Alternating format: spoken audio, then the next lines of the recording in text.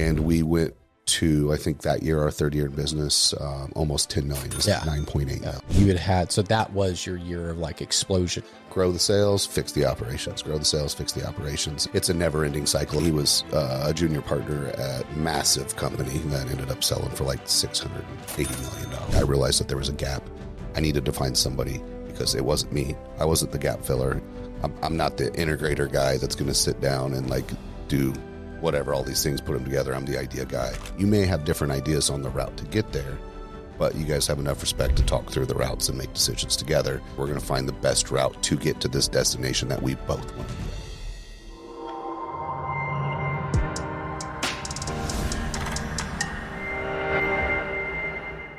Well, hello, everybody. Welcome to this week's episode of No Suits Allowed.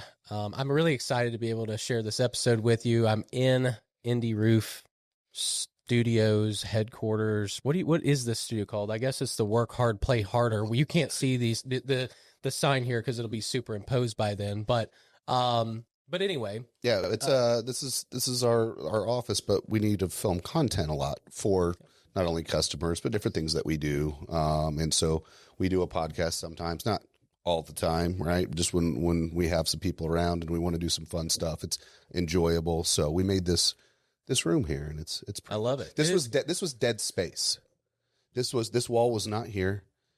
This was just a wheelchair ramp up to the kitchen and a closet. That was literally it. There was no lights, so it was real dark and weird over here. So anyway, we used it well. This looks good, dude. Yeah. I mean, feels like a little Joe Rogan-ish here. Yeah. All right. Yeah, going on. I like the table too. Like, look at the, Indy Roof colors. Look at that. I see it. I see it in the shirt. Yeah. Yeah, there you go. Anyway, so I'm really excited this week. I know that we're kind of joking around a little bit as we start, but Mr. Aaron Christy here with me. He is the owner of Indy Roof and also what I know to be a serial entrepreneur operating in other capacities as well. But obviously Indy Roof is your primary thing. But we're going to get into some of that today. And again, if you like this and like the content we share, if you would please like, subscribe, and just let us know how you think about this, what you think about this episode. It'd be great. And I'm excited to get into it. And as in the spirit of the No Suits Allowed, this is an unfiltered voice from an entrepreneur, from a business leader, and someone that's going to be able to, obviously offer a lot of value today and be able to get into some things that you probably will find pretty interesting. So thanks for having me, brother. Thanks for having me in the studio. That was a very nice intro. I appreciate that. Thank you. You're a good, I don't know much about Aaron other than he likes the Pacers. And for that, we shouldn't even be doing this episode. No, we shouldn't. I'll be frank. I flew out to OKC and went with Derek Klein to the OKC Pacer game. Connor met us there. He's not a very gracious sports fan. Awful guy when it comes to sports. I've known him for a long time. Great guy in person. When it comes to sports, awful guy. Just remember that. If he's ever playing you in any team sport, just don't go or don't have him around. So I feel like that's fair. I'm a sore winner. When you're a winner. Yeah. No, you are. That's fair. Nobody likes a sore loser or a winner. I'm just kidding. You do them both well. I do. Listen, I felt like I was being pretty nice during that Pacer and Thunder series, and we have to talk about that. You being nice? Yeah, dude. I mean, like, let's be honest. I gave you a lot of credit when a lot of people were not giving those Pacers a lot of credit. I mean, dude, you got to give it to me. All right. How many people in the news media said the Pacers were going to lose that thing? Well, they said that about every single person all the way. And that's what I'm saying. And at least I was like, dude, I'm a little legitimately scared here. Yeah, at Game 7, you should be. No. Yeah. I was scared. Game 4, that was pretty. You could have put the foot down on should have been scared Game 1. See, this is the type. Anyway, he is. Let's move on. All right, so yeah, no, it was important. They have to talk about that because you being a Pacer fan, and I have to throw some shade. So give me a little bit, just very quickly. I know that every podcast seems to start this way, but just like who you are, what's your, where you grew up. I know that you're here now in Indianapolis, so we're in Indianapolis, Indiana. But just share a little bit about your story, and we'll kind of backfill. Sure. Grew up watching the Pacers. No. I grew up here in Indiana. I worked in my family. I never went to college. Went right into sales. I loved sales. I didn't love school, going in studying. I wanted to get right into the workforce. Got in my family business, which was an educational publishing company. which helped people transition from, at the time, LPN or LVN to their RN, right? They got them the courses they need to finish the degree. And so that's interesting. I was in ed tech space for a little while. Oh, were you? Yeah. So, I mean, I did it for 16 years. And so it advanced, we watched it advance through the years, because at first it was like people studying materials at home, then testing out of the courses. Then it turned into having physical classrooms, and we would teach them the courses. Then it turned into online classes when like Blackboard first came out. And it was just cool to kind of see it advance through. And now they have, all of these online courses and everything that all are available now. And it's kind of based on seeing this progression through of the same thing that I lived. But it was a lot of traveling, home a week, gone a week, home a week, gone a week.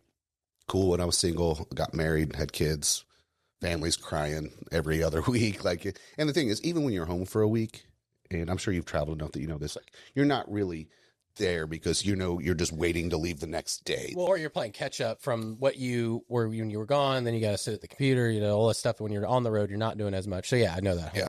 And then so even on a weekend when you're there and home, you're leaving Sunday or Monday. So I had to figure out something else to do, and I won't get into the whole details of it, but basically got introduced to roofing, fell in love with it, went all in for myself with not much background, and was just me learning the ins and outs for I got to make the mistakes myself and learn it. And fortunately, I'm a guy that's, when I make a mistake and I feel like an idiot, I don't ever want to feel that way again. So, I learned a lot of mistakes, and then that was in 2018 when I started the company.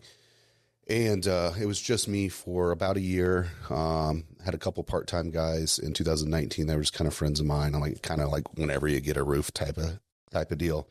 And then 2020, I felt like I was in a position with knowledge and financially enough in a good position to where I could start growing. And so we brought in a GM and hired a lot of salespeople.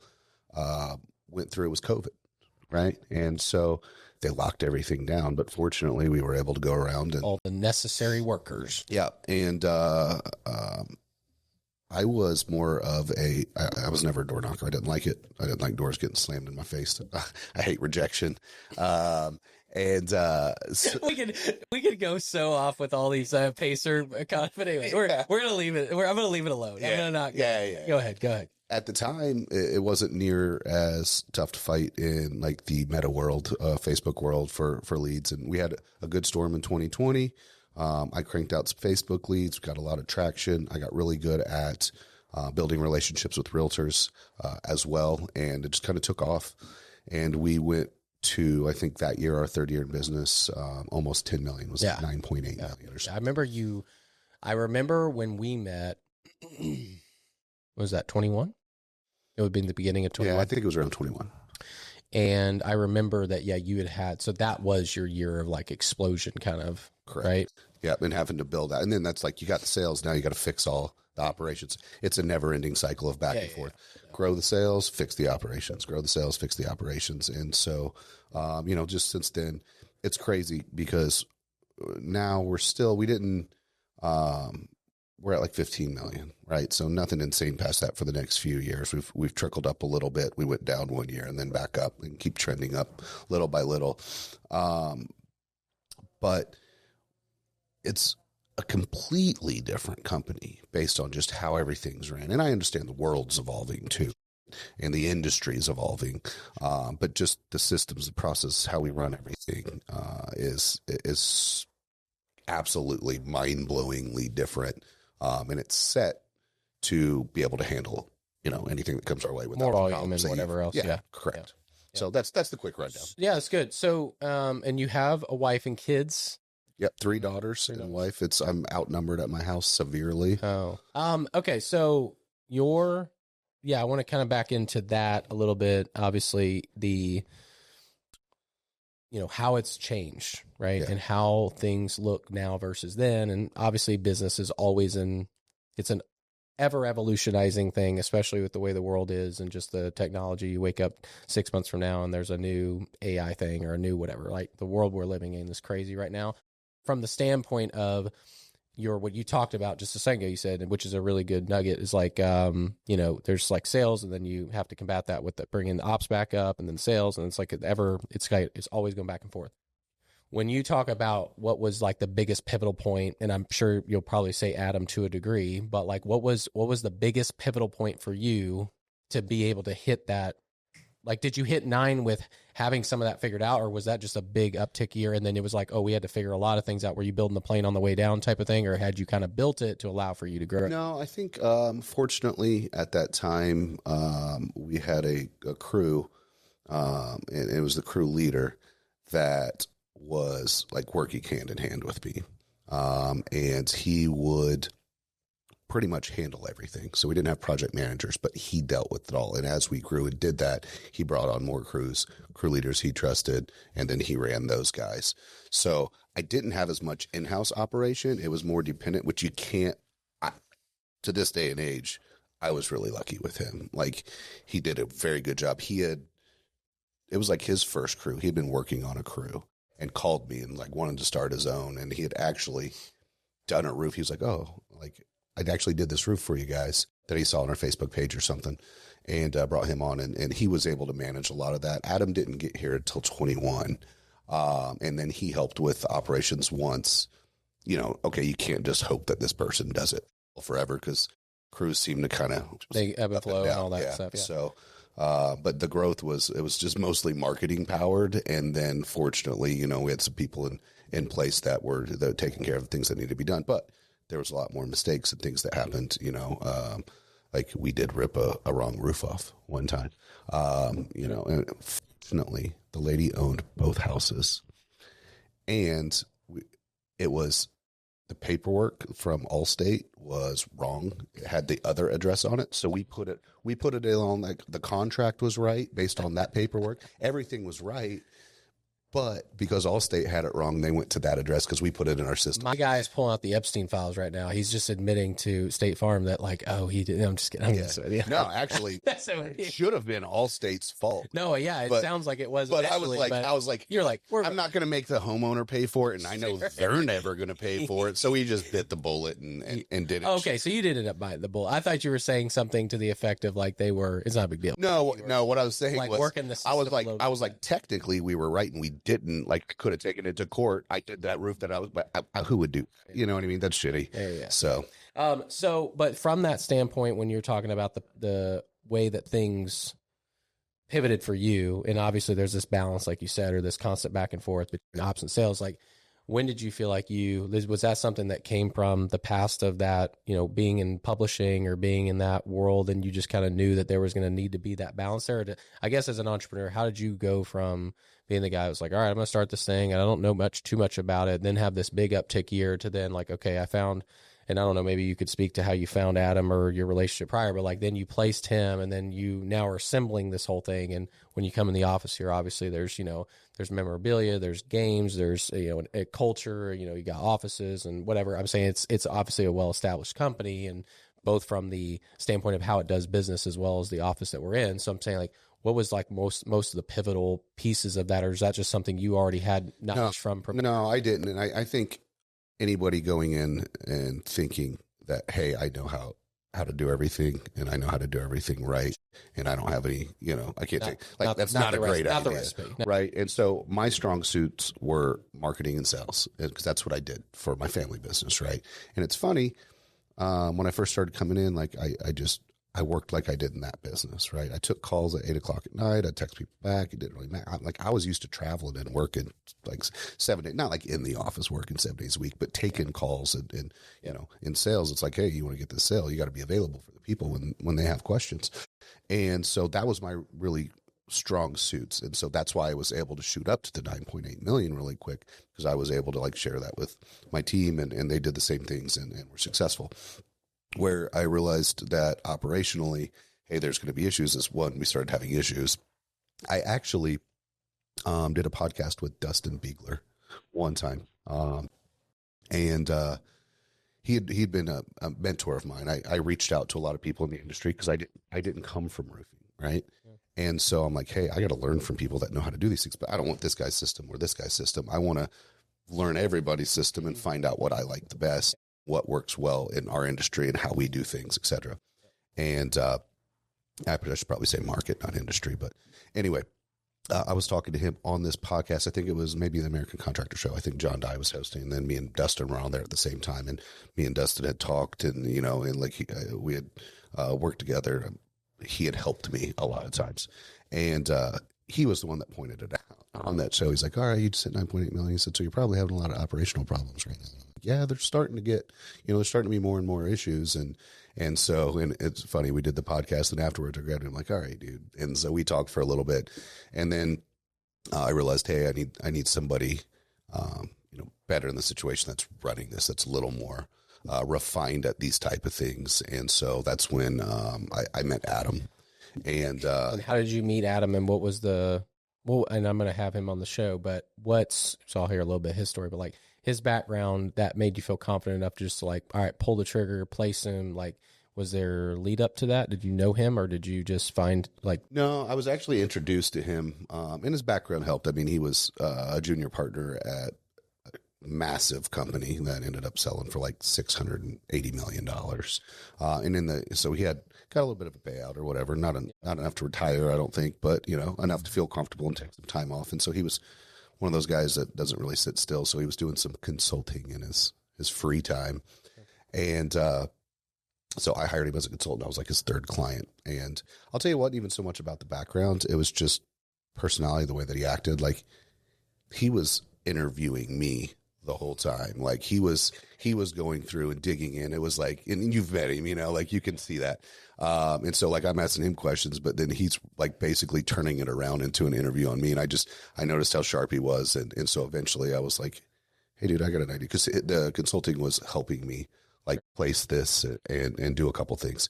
And I said, why don't you just take the position? And he was like, no. He told me no.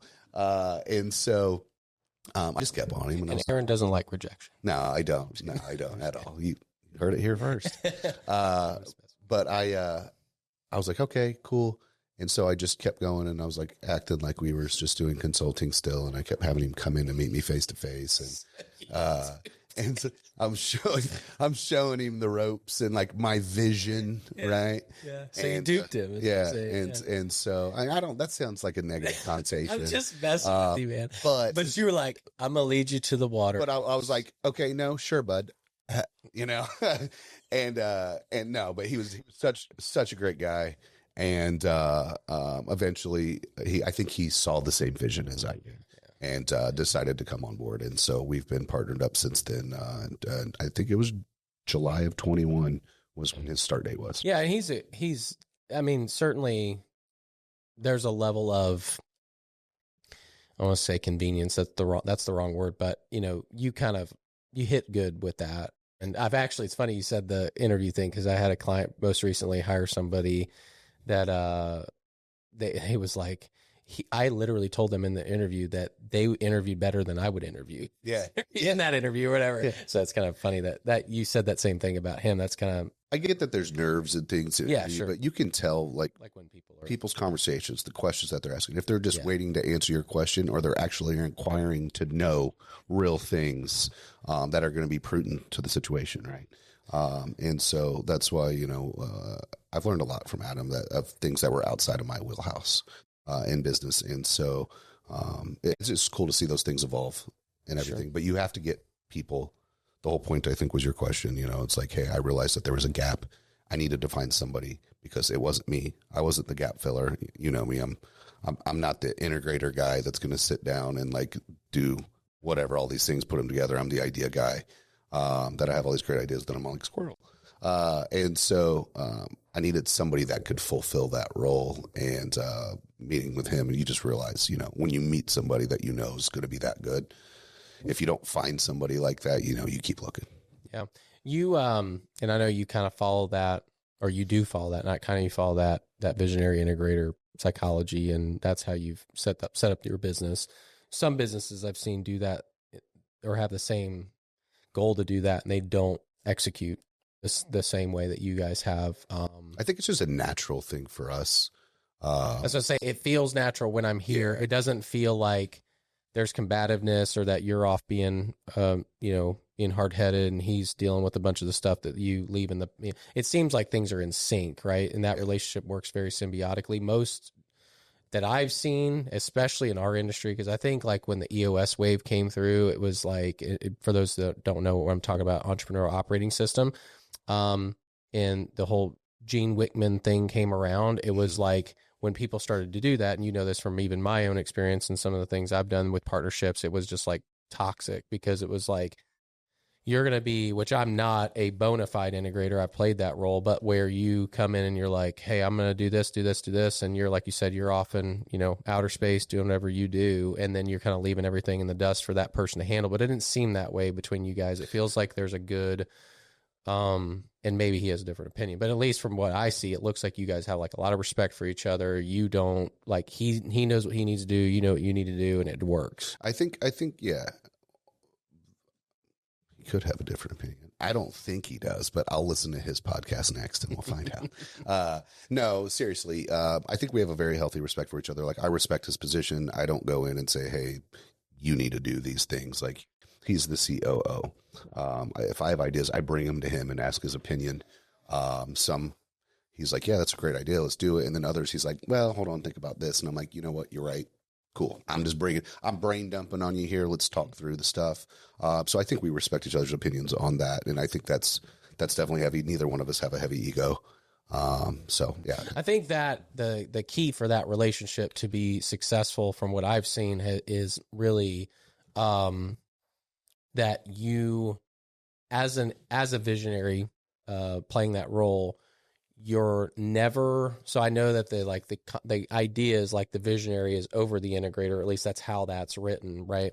But then from your perspective, and I definitely wasn't planning on going down the EOS route, but just since we're going there right now, it feels more like what has worked in the past, or what I've seen work for most people, is that visionary is simply, like you said, he's like the ideas guy that's bringing everything to this person, and not the guy that's overstepping or going full, like, this is what we're doing, I'm not listening to you, you know what I mean? Yeah. So, but that the operator truly is the one that is like, they're spearheading, like he's steering the boat, right? And I'm just kind of maybe giving him some ideas on navigation. Yeah. Right. But I think the most important part to that relationship is you guys have the same destination in mind.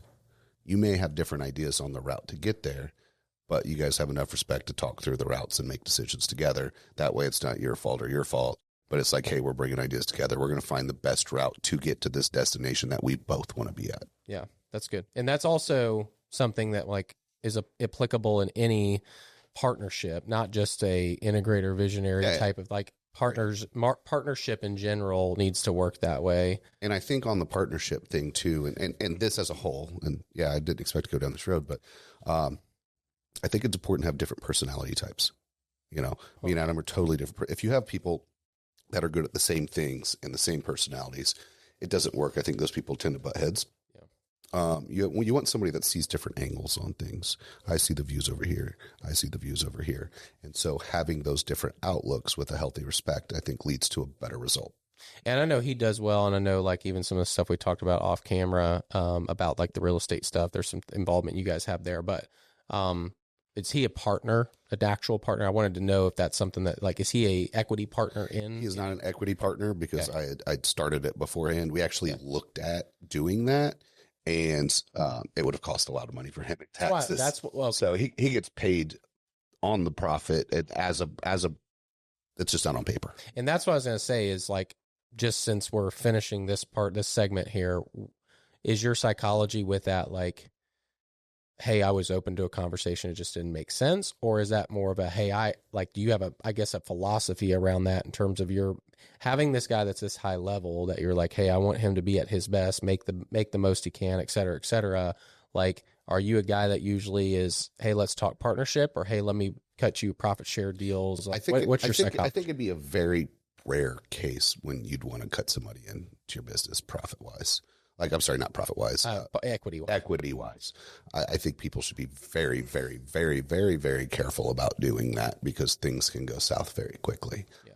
That being said, after I realized that the relationship that we had, just the way that it fit, and he had the option of doing that, I looked into it. But like I said, the company was already like a $12 million a year company. And talking to a lawyer, the way that you would do that would be a little expensive in taxes and things to get that. And so we decided to do it in a way where he gets paid out the same way, written in a contract. If we ever do a P&E deal, P&E. I mixed M&A. You're good. You're pretty. He gets paid out, same way. Yeah. So it's all contractually written. Yeah. So yeah, that's good, man. So strong pivot here.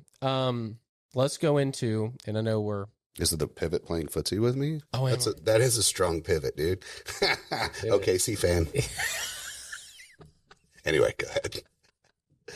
We have to sprinkle that dust in here. I love it. Hey, listen, for the record, though, I did tell you this. I was going to wear my OKC jersey, but I did not want to be that disrespectful. I'll make you sit on I'll tell you what would have been hilarious. It was a shade. If you had a T-shirt underneath that, and then at the end of the podcast, so I'm not steaming mad, just at the end, by the way, signing out, and then you peel it back, that would have been pretty classic, and I couldn't have been too mad about it. Okay, well, next time, I guess.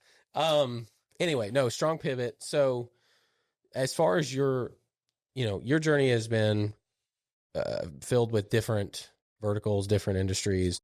Obviously, you're landing in this. This is what takes up the majority of your time now. Like when you talk about, let's just talk about you as how you've built things over the years, how you've set up your life, some of your, I guess, philosophy about like maybe real estate, managing your money, things like that. Like, how have you gone about assembling that? And what are some of we'll start high level, 30,000 foot view. Like, how do you see the money? How do you see the investments? How do you see that stuff from your perspective of how you manage that? And what is your overall, obviously the overall goal is always to like have financial freedom, secure long-term futures, all those things. But I'm saying, and minimize taxes. Great. Yes. 100%.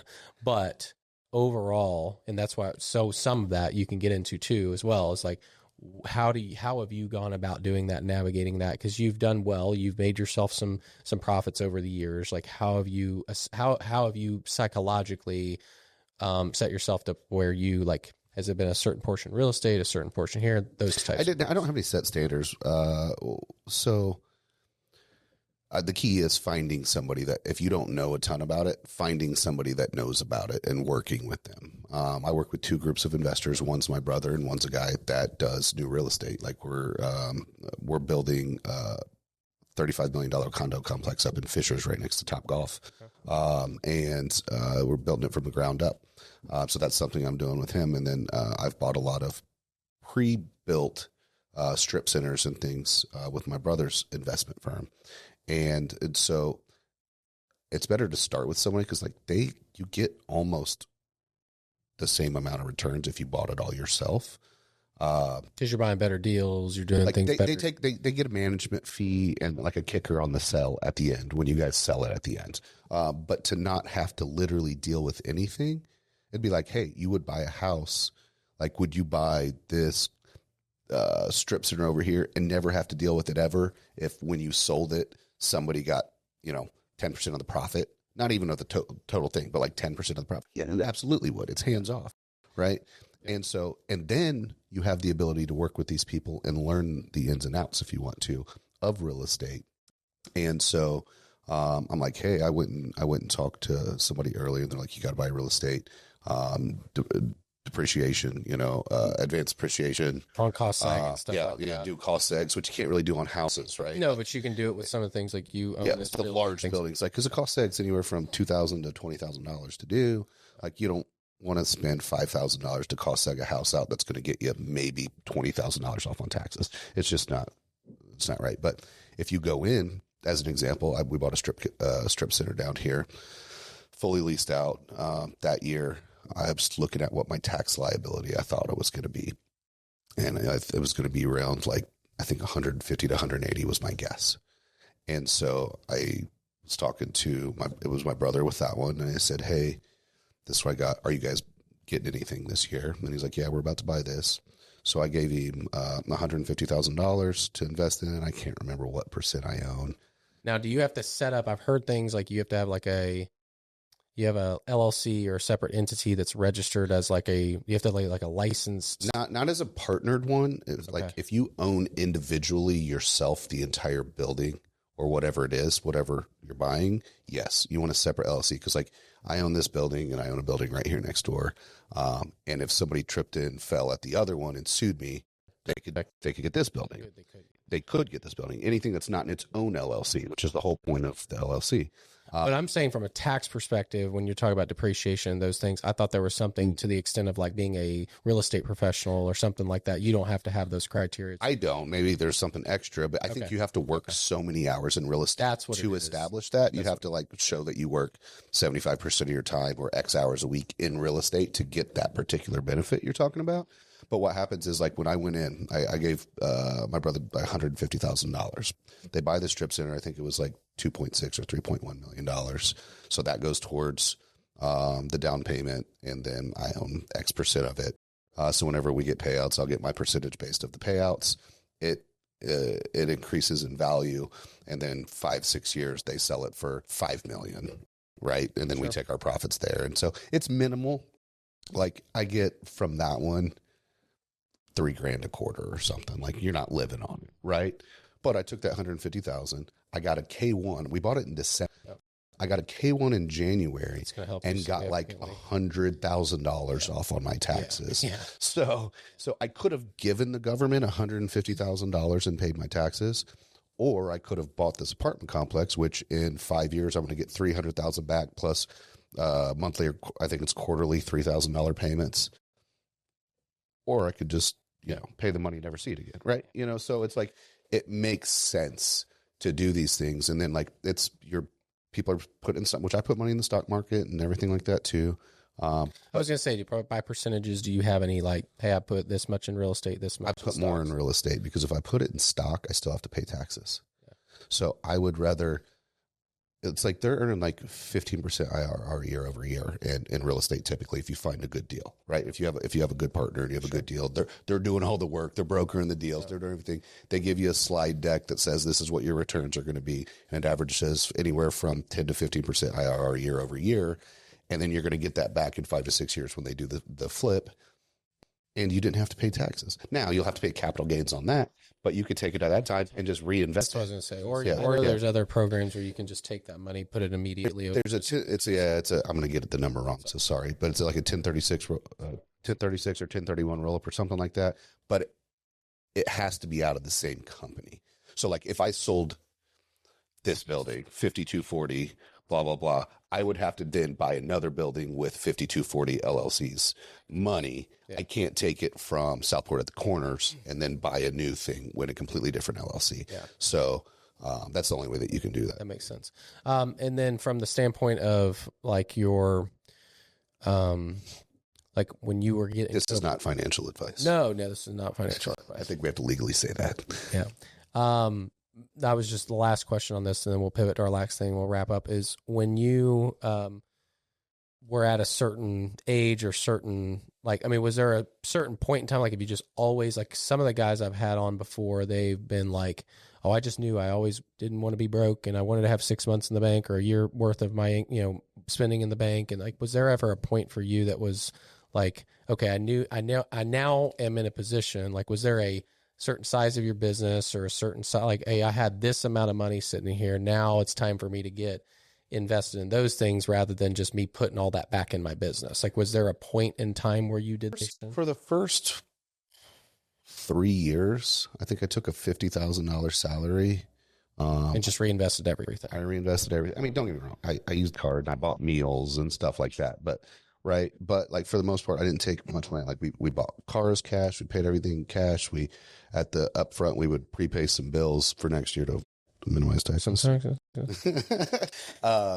things like that. And then I think in year 4 or 5, I was like, okay, we're in a healthy position. I'm pulling out this chunk of money. Like, I need to do something responsible with it. I can put it in the stock market or this and that. But like I said, I had those conversations with not just my brother, but multiple people. And who's all the wealthiest people in the world? People that have real estate.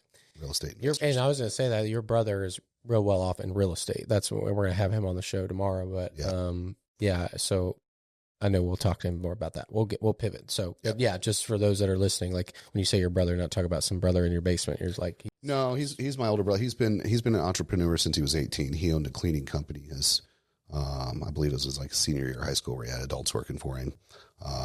Opened a tanning salon shortly thereafter, and then opened his mortgage company and has been like mortgage broker in Indiana for a long time. Taken his profits and bought real estate for the last 25 years. And that's just what he does. Building that. Well, I'll get into that with him when we get. I appreciate you arranging that too. I got your back, dude. Thanks, man. Even for an Oakster fan. All right. So, yeah, last thing, as far as like biggest learning lessons, and like, this is where you can, as deep as you want to get, whether that's the family, elements or anything else, like what has been the biggest learning lesson for you? And as all of these things we talked about, obviously like learning a little bit about your business and how you kind of settled into this like balance. You've talked about, sales and operations, balancing that, talked a little bit about the money stuff and like, how have you managed that? Like try to, minimize your tax liabilities, et cetera, through real estate. But when you talk about like the biggest learning lesson, what is the biggest learning lesson for you as an entrepreneur? And it can be a multitude of things. Just like if there's one big thing or a few small things that you're like, man, had I known this, I would have done this differently or whatever. Like there's probably a million things that I could sit here and go through. So we'll be here. This is a 7-hour podcast. We're doubling Joe Rogan's time. But no, I mean, I just off the top of my head, there's a couple things I can think of. One, which is where I got out of the business and started working on the business instead of in it. Right. The more you pull yourself away, the more, things shift from things that you did to make it successful and the things that you guys did. And so you just have to be careful on those because there's a couple times where we're like, well, hey, why are we not getting as many referrals? Why are they not building relationships with realtors? Why are they not, leveraging appraisal? Why are they not doing? And these are the things that made people love us and the things that we did there. And so you have to keep an eye on that because that stuff can pivot without you even really noticing it until it's like it's there. Yeah, and you're like, where's our stuff? Yeah. This is not what we did. It's not what we've done. So that's one thing. And then when you shift, what would you have done differently in that scenario? If you had to like suggest something, you're like, oh, I wouldn't have let something go quite as fast. Like there's definitely like a controlled release, right? SOPs that are inspected, right? Like not just saying, hey, this is the way we do things, but like setting actual expectations. Inspect what you inspect is what Adam says, right? He'll probably say it tomorrow. Don't break it up. I bet he says it, right? And so that would be a big thing, right? So just assuming they're going to do, everything because we ended up doing, I told you earlier, we went down a year and we started looking at everything. I'm like, well, how come nobody's doing this? Nobody's leveraged appraisal. Like we have nothing in appraisal. If somebody doesn't get approved for insurance, we're basically walking away. We did $3.6 million in appraisal last year, right? And so that was our down year. And so, you adjust some of those things. And then another thing is just, which I didn't have a big problem with this, but I am an overthinker and I constantly worry about it. So when you had the down years, or you have more overhead than you used to and things like that, like always have a backup plan for money. Don't just assume like, hey, especially in this kind of industry, like, oh, cool, I got $800,000 in the bank. Like we're good. Right. Cause anything can shift. Unexpected bills could happen. Like things could happen. And then next thing you know, you're like, holy shit, my payroll's, you got payroll plus, like including labor and then ABC bill. Like it can be $400,000, $500,000 a week sometimes on heavy build months. And so it's like always have a backup plan. Like I did not start taking any money out until I was like, I'm really comfortable with this. And then you have a limit like over $1 million. Like you don't want to leave that in your account. So we got a secondary. The odds of like Chase Bank shutting down are small, but it's never zero. Right. And so, your FDIC insurance, goes up. Yeah. $250. So even like we have to keep more than that in the bank account. Yeah. But like I won't go over $1 million in there, but we did get like a secondary account, which it's crazy to say. People are like, oh, $1 million. I'm like, that's 4 or 5 weeks of payroll. If we got $0 moving forward, No, there's a lot of guys out there. I say a lot of guys, but guys that are, there's 2, 3, 4, 5 at a time in there, but then they let it, just like you said, they let it sit there. And that isn't necessarily, it's because they've accumulated, right? Or whatever. But yeah, as you're saying, Well, I got a secondary account with extra insurance, and it gains interest based on market. So it's like a 4% or I think it's five last time I checked. But so, you keep 3, 4, 500,000 that as a safety net, and then you're gaining, $25,000-$30,000 a year on it, just sitting there. And if you ever need it, something crazy happens, dude, pop it out. Or even if nothing crazy happens, say you start growing and expanding, or you've sold more than you've ever sold, and you're in insurance, you're building more than you've ever built, which means you're typically fronting a lot of money. We pay upfront commissions, and then we have to pay labor, and then we have to pay materials. So we're fronting more than is coming in until you get that final payout. Oh, 100%. So, and I know I went down that rabbit hole of some of those money things, which is, it's important to talk about because that's important. When we work with clients, we're talking about reserve accounts, which is essentially what you're talking about. That's separate from the operating account. But the one or two things that you would say, okay, like you said, okay, SOP, standard operating procedure, like, following through with like, hey, we set this expectation, we set this process procedure, but then making sure that there is someone holding some level of accountability there. Sure. Is there anything else that you would say is like one of the biggest learning lessons that you've had, and you're like, man, I really wish that I would have done this differently, or if I went back and, was talking to my younger entrepreneur self, what that would have been? I think it's just realizing that the business sometimes outgrows people. I've been in some positions that were not very like, you started off early on and like, hey, this guy was a great fit for the role. And I had one of my best friends at the time in that position. And then as the business continued, we kind of outgrew him, and then we ended up parting ways, and now we're not friends at all anymore. Yeah. Those things suck, by the way.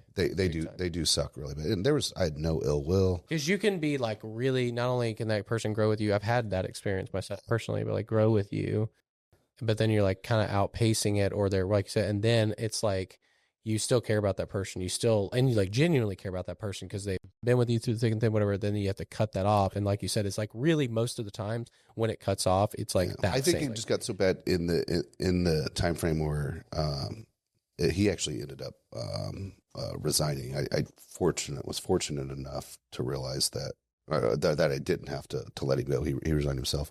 But what I did realize after that is, holy shit, I cannot hold on to these things because of relationships if they're not fulfilling what they need to fulfill. And so I moved from that to Adam, and I was like, okay, like I see the difference here. And so now you have to be very mindful of that stuff and the relationships, because you can let people linger too. And I had to fire my nephew. I love that dude. He's awesome. But like, there's just things that you have to be very careful with, but do not hold on. And I don't even practice EOS, but I think this would fall into the EOS category of like, hey, if somebody's not fulfilling what they need to do, like it needs to be severed. Yeah. And I think that one of the things, and this, everybody knows this, it's an experienced entrepreneur. The ones that usually do better as entrepreneurs are the ones that are like, no one really loves, like I think maybe sociopaths do, but like legitimate sociopaths, I'm not making a joke, like don't mind like the, hey, you're cut off, you're dead to me, whatever. But like, if you're not, which you're obviously not, having a hard conversation is most of the time like the biggest difference between where your business is and where you want it to go. And like, that's one thing that we get as a common thread a lot, is like what you're saying is basically like outgrowing people, like that conversation, or that like uncomfortable nature of like, you've been with me for a while, or you've been a good friend to me for a long time, or because obviously a lot of our industry starts with like, you hire your brother, or you hire a nephew, or whatever, people and then it's like it kind of grows. And that's a super big value point of like, you can't, the people, as you're outgrowing, your business is outgrowing your people. You can't let your business suffer. If you're really in it for that, you cannot because it's not just about the business. But I'm not saying for me either. Like I say, my business, but there are 30 some odd people 100%. That work here, not including crews and all their families, that all those families depend on this being successful. My family depends on it being successful, their families. So it's like doing a disservice to the business does a disservice to a lot of people. That's not a greedy thing. Yeah, it's not 100%. Love it, man. Thanks for being on, dude. Thanks for having me in your spot. Yeah. And thanks for sharing a little bit. And is there anything else that you have that you'd love to sprinkle in there? Just talk a little bit more about how you're smirking like you're about to have some like funny thunder comments. So yeah, I mean, I think thunder is the funny comment as a whole. Did you see SGA's outfit on the ESPYs? No, I didn't, but it was ridiculous. Was it? Yeah, just like his foul baiting. Anyway, so great to meet you guys. I'll do the outro. Welcome to the no. I'm kidding. Go ahead. No, all in good fun. No, it has been fun. Yeah, and just so you know, to those of you that are listening, you're like, man, this Pacer Oklahoma State thing feud.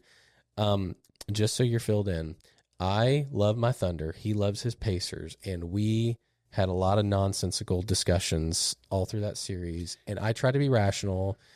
And I'm going to be biased. Aaron was not. I'm just kidding. But no, we've enjoyed it. Hey, you know what you should do? You did the outro. You should wrap this up with that picture I made of you on ChatGPT. Oh, yeah, that was great. Yeah. Where you had me in a Pacer uniform. If this episode ends without that picture, then let him blow him up in the pull it up comments. and just... I can get it to you if you don't get it. Oh, you can? Yeah. Thanks. Appreciate it. All right.